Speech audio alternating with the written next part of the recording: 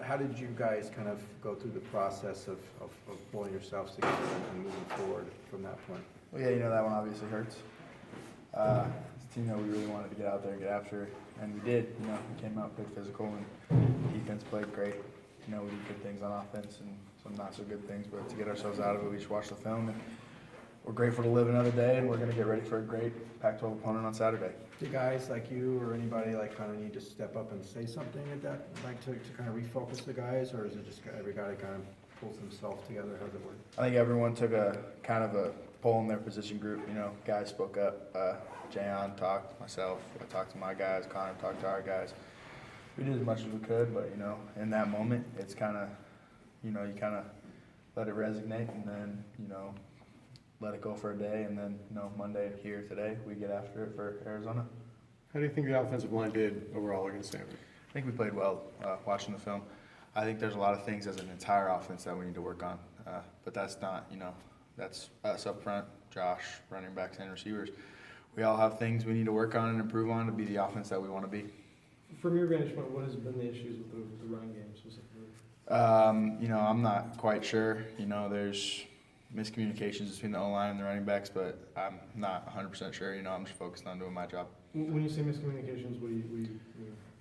Just in terms of where plays are going and stuff like that. But, like I said, I'm not exactly sure. I focus on what I'm doing and what my guys around me are doing, and I let everything else take care of itself. As an offensive lineman, do you build chemistry with the running backs, or does it not matter who's carrying the ball for you to do your job? No, it doesn't really much matter who's carrying the ball. We just block them up and they run the ball.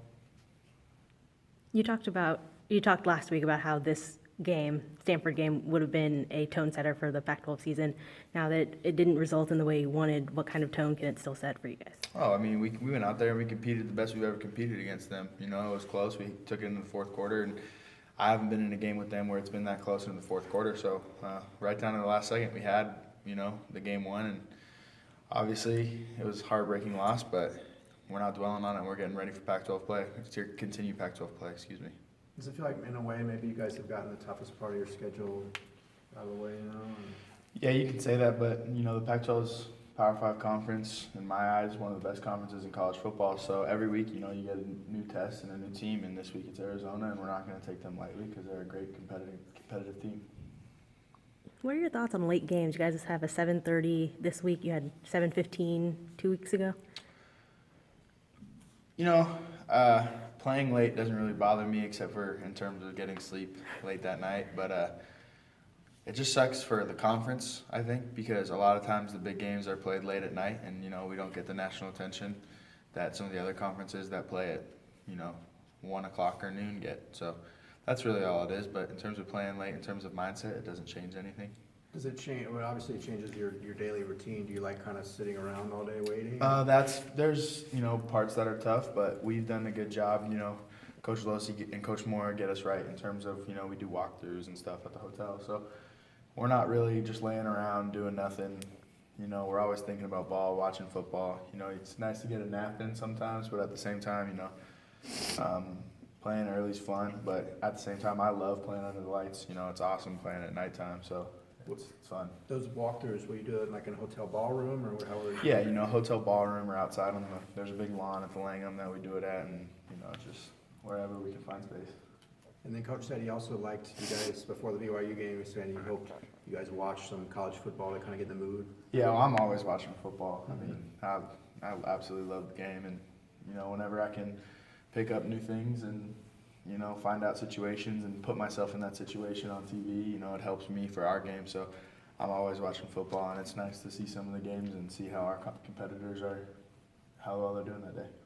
Are you always watching in terms of almost mini film study and analysis mode, or just Yeah. do you ever get to be in fan mode? Well, it depends on the team that's playing. Like, my brother played at the Naval Academy, and I'd always watch them, but obviously there's not a lot of studying going on there because it's just a totally different offense from what we run and what we've ran in the past. So, and I'm more focused on how my brother's playing than anything else. But, a lot of times if I have a friend on the team, I'm watching him play. But if not, yeah, I like to see how other offensive lines are playing and how defenses are mixing it up and what's going on around college football. How's your other brother doing? He's well. You know, he obviously he's not going to be able to play this year, but hopefully next year he'll be done with remission and he'll be ready to rumble.